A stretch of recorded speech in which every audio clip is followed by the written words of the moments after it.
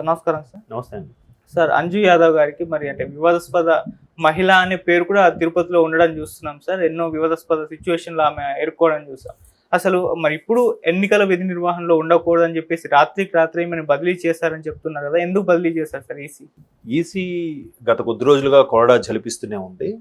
ఎవరెవరైతే అధికారులు ఏ డిపార్ట్మెంట్కి చెందిన వారైనా, పోలీస్ డిపార్ట్మెంట్ కానీ, లేదంటే ప్రభుత్వానికి చెందిన రెవెన్యూ వాళ్ళు కానీ, లేదంటే వేరే ఇతర గవర్నమెంట్ సర్వెంట్ ఎవరైనా, ఎవరి మీదైతే గత 5 ఏళ్లలో ఎక్కువగా ఫిర్యాదులు అందాయో, ఎవరెవరైతే ఒక పార్టీకి, ఒక వర్గానికి, ఒక వ్యక్తికి ఫేవర్గా పనిచేస్తున్నారో, అంటే విచక్షణారహితంగా లేదా చట్టాన్ని అనుసరించకుండా ఎవరైతే ప్రవర్తిస్తున్నారో వాళ్ళ మీద నిఘా పెట్టడం జరిగింది.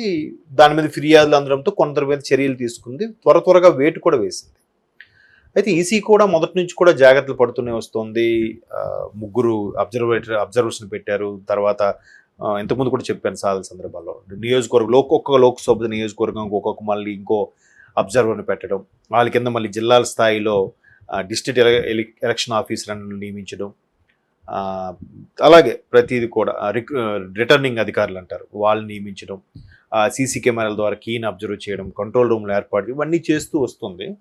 అయితే మీరు అన్నట్టు గతంలో ఆమె సిఐ గారి మీద, అంజు గారి మీద చాలా ఆరోపణలు ఉన్నాయి. ఒక మహిళ పైట పట్టుకొని లాగారని, లేదంటే దౌర్జన్యంగా ప్రవర్తించేలా చేశారని, వాళ్ళు ధర్నా చేస్తున్నప్పుడు కూడా ధర్నా వాళ్ళ మీద కూడా మాటలతో వాళ్ళని దూషించారని, నానా అనకూడని మాటలు కూడా అన్నారని, ఏవో వార్తలు కూడా బూత్ పురాణం ఎత్తుకున్నారు, రకరకాల వార్తలు చూడడం అప్పట్లో.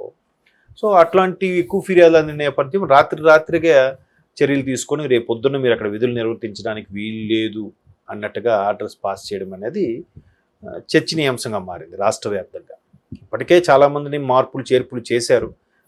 ఐజీలు అయితేనేమి, డిఐజీలు అయితేనేమి, కమిషనర్లు అయితేనేమి, కలెక్టర్లు అయితేనేమి, ఐఏఎస్ ఆఫీసర్లు కూడా వేశారు. ఇప్పుడు ఇన్స్పెక్టర్ స్థాయి అంటే ఎస్హెచ్ఓ అంటారు వాళ్ళు, ఆ స్థాయి వ్యక్తులను కూడా చేయడం అనేది గొప్ప విషయమే. ఎందుకంటే చాలా వరకు ఫిర్యాదులు అందిన మేరకు వీళ్ళు ఇలా ఉంటే వీళ్ళు ఎంతున్నా, ఇప్పుడు పై అధికారిని మార్చారు. పై అధికారిని మార్చినప్పుడు కింద స్థాయి వరకు ఎవరు చూడలేరు కదా. ఒక డిఎస్పీ ఉన్నాడు, లేదంటే ఒక ఎస్పీ ఉన్నారు, ఆ జిల్లా పరిధి అంతా చూడాలి. డిఎస్పీ ఉన్నాడు, ఆయన కింద ఒక 3-4 సర్కిల్ స్టేషన్స్ ఉంటాయి. ఆ సర్కిల్లో కింద మళ్ళీ ఒక 5-6, ఒక్కొక్క సర్కిల్ స్టేషన్ కింద ఒక 5-6 పోలీస్ స్టేషన్లు ఉంటాయి. వీటన్నిటిని అబ్జర్వ్ చేయాలంటే పై అధికారి గ్రౌండ్ లెవెల్ వరకు వెళ్ళి చూడలేరు. ఈ సిఐల్ని, ఇన్స్పెక్టర్ని, అలాగే సబ్ ఇన్స్పెక్టర్ని వీళ్ళు నమ్ముకుంటారు. వీళ్ళు మళ్ళీ తప్పు చేస్తే ఎవరు చూస్తారు? చూడలేరు కదా. సో అందుకు ఇట్లాంటి వాళ్ళు కూడా ఉండడం కూడా కొంచెం ప్రమాదకరం అనుకున్నారు. లేదంటే భారీగా ఫిర్యాదులు అందిన మేరకు గతంలో కొన్ని జరిగినవి వీడియోలు పెట్టి మరి ఫిర్యాదులు అందడంతో వీళ్ళు ఇంకా ప్రవర్తన మార్చుకోలేదు. వీళ్ళని ప్రస్తుతానికి ట్రాన్స్లో పెట్టడము, హోల్డ్లో పెట్టడము, లేదంటే విధులకు దూరంగా ఉంచడం అట్లాంటివి చేస్తారు. సో అందులో భాగంగానే ఆవిడకి చేసినట్టున్నారు. ఎందుకంటే ఈవిడ పేరు చాలాసార్లు వినపడింది కూడా, సిఐ గారి పేరు. ఇవన్నీ పరిణామాలు చూస్తే ఎలక్షన్ కమిషన్ ఎక్కడికెక్కడ చర్యలు తీసుకుంటుంది. అయినా మనం వార్తల్లో కూడా చూస్తున్నాం, చెదురుమదురు ఘటనలు జరుగుతున్నాయి, పలానా దగ్గర తోపులాట జరుగుతుంది, పలానా దగ్గర పోలింగ్ ఏజెంట్లను లోపలికి రానివ్వట్లేదు, ఇంకో దగ్గర ఈవీఎంలు మొరాయించే, దానివల్ల స్థానికులు ఘర్షణ పడ్డారు, గేట్లు తోసుకొని బయటకు వచ్చేస్తున్నారు, ఈ పోలింగ్ స్టేషన్ వరకు లేటుగా ప్రారంభమయ్యే లాంటివి వార్తలు వింటున్నాం. బట్ ఎక్కడికక్కడ ఇప్పుడు ఎంతకని ఉన్న మంది తక్కువ డిపార్ట్మెంట్ కోసం పనిచేసే వాళ్ళు, కానీ అప్పటికి పక్క రాష్ట్రాల నుంచి కొన్ని రకాల బలగాలు, ప్లాటూన్ బలగాలను తీసుకొస్తారు, కొన్ని రకాల అధికారులను తీసుకొచ్చి స్పెషల్ డిప్యుటేషన్ మీద వేయడం, వాళ్ళతో పర్యవేక్షించడం అన్నీ చేసినప్పుడు కూడా మంది ఎక్కువ కాబట్టి కంట్రోల్ చేయడం కూడా కష్టం అవుతుంది వాళ్ళకి.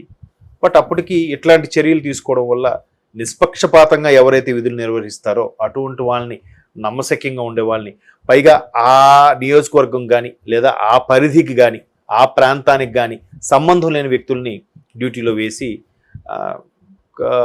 జెన్యూన్గా, ట్రాన్స్పరెంట్గా పనిచేసే వ్యక్తులుగా చేయడం అనేది జరుగుతుంది. ఈసీ ఇప్పటికే ముందే చర్యలు తీసుకోవాల్సింది. బట్ ఇక్కడికి చర్చనీయాంశం ఏమైందంటే, రేపనగా ఈరోజు మార్చడం అనేది అది నిజంగా వాళ్ళకి ఝలక్ ఇచ్చినట్టు అనిపించింది. ఇక్కడ కూడా మనం చర్చనీయాంశంగా మారింది అనుకోని మనం డిస్కస్ చేసుకునే స్థాయి వరకు వచ్చిందంటే, వాళ్ళకి చాలా వరకు అవకాశం ఇచ్చే ఉంటుంది. అయినప్పటికి కూడా వాళ్ళు ఏముందిలే, మహా అయితే సస్పెండ్ చేస్తారు, మహా అయితే విధులకు దూరంగా ఉంచుతారు, అయినప్పుడు చూసుకుందాం, ఈలోగా నేను చేయాల్సిన పనంతా చేసేస్తాను అని తెగించే వాళ్ళు ఉంటారు కొంతమంది. సో అటువంటి వాళ్ళు ఉన్నప్పుడు ఈసీ ఖచ్చితంగా ముందు రోజు రాత్రే ఉత్తర్వులు జారీ చేసి తప్పించే ప్రయత్నం చేస్తుంది. బట్ ఎన్ని జరిగినా కూడా అప్పటికీ కొంతమంది సానుభూతి పరులు, వాళ్ళకి ఫేవర్గా ఉండేవాళ్ళు, చేసేవాళ్ళు చేస్తూనే ఉంటారు. అంతే కదా, ఎంతకని ఎన్ని నిఘా కెమెరాలు పెట్టినా ఆ కెమెరాలను తప్పించి కూడా చేసే ఉంటారు. అదే ప్రభాస్ గారి సినిమా అన్నట్టుగా ఒక మనిషి ఒకటి దగ్గర దిగుతాడు, రెండు దగ్గర దిగుతాడు, అక్కడ తెగపోయినా 5 కోట్ల దగ్గర తెగుతాడు కదా. డబ్బుకు దాసోహం మనిషి ఎక్కడో దానికోసమే కదా ఇలా కక్కుర్తిపడ్డం ఇలా చేయడం అవుతుంటాయి కదా అనే ఉద్దేశంలో కొంతమంది విపరీత పోకడలకు పోతారనే ఉద్దేశంతో ఇట్లాంటి చర్యలు తీసుకుంటుంటుంది కమిషన్ అనేది. చూద్దాం మరి ఎన్న తీసుకున్నా. ఇంకా ఈవిడంటే బాగా ఫెమిలియర్ అయ్యారు, గతంలో కొన్ని వీడియోలు పెట్టి ఏమైనా కంప్లైంట్ ఇచ్చి మార్చుండొచ్చు. ఫెమిలియర్ కానోళ్ళు అప్పటికప్పుడు వచ్చిన వాళ్ళు కూడా ఉండొచ్చు కదా ఫేవర్గా, లోపల ఫీలింగ్ ఉండే వాళ్ళు కూడా ఉంటారుగా. సో అటువంటి వాళ్ళని మరి ఎలా చర్యలు తీసుకుంటారంటే ఏం చేయలేం. ఎంత నిఘా కెమెరాలు ఉన్నా తర్వాత అన్ని జరిగిపోయిన తర్వాత వీళ్ళు పలానా కెమెరాలో చూస్తే మనకు అర్థమవుతుంది ఇలా బిహేవ్ చేస్తున్నట్టున్నారు, వీళ్ళపై చర్యలు తీసుకుని తర్వాత చేసుకుంటాం. బట్ అవ్వాల్సిన కార్యం అయిపోతుంది కదా, అట్లా కూడా కొన్ని జరుగుతాయి. బట్ ఎన్నికల కమిషన్ మొత్తానికి ఇప్పటికిప్పుడు చర్యలు తీసుకోవడం అనేది మాత్రం గొప్ప విషయమే. ఎప్పుడూ లేదు, ఈసారి ఎందుకో యుద్ధాన్ని తలపించే విధంగా ఉందని కూడా చాలా మంది అంటున్నారు. అది సుస్పష్టం. పైగా పోలింగ్ పర్సంటేజ్ కూడా బాగా పెరిగే అవకాశం ఉందని కూడా అంటున్నారు. పక్క రాష్ట్రాల నుంచి కూడా జనాలు తండోపతండాలుగా వెళ్ళడం, ఈసీ కూడా చాలా సీరియస్గా తీసుకొని అన్ని సదుపాయాలు చేస్తుంది, ఎక్కడికెక్కడ చెక్ పెడుతుంది, ఎవరైనా ఎక్స్ట్రా చేస్తే వాళ్ళు తోక కత్తిరిస్తుంది. బాగానే ఉంది, చూద్దాం మరి ఇది ఎక్కడ వరకు తీసుకెళ్తుంది అనేది. మనకి ఇంకా ఈ పోలింగ్కి కౌంటింగ్ కూడా చాలా గ్యాప్ ఉండడం, ఆల్మోస్ట్ 20 రోజులు గ్యాప్ ఉండడం కూడా కత్తి మీద సామే భద్రతా బలగాలి వీళ్ళందరికీ కూడా. అంతవరకు ఎలా ఎలక్షన్ కమిషన్ ఎంత స్ట్రిక్ట్గా నిర్వహిస్తుంది అనేది కూడా ఇంక ముందు చూడాలి మనం.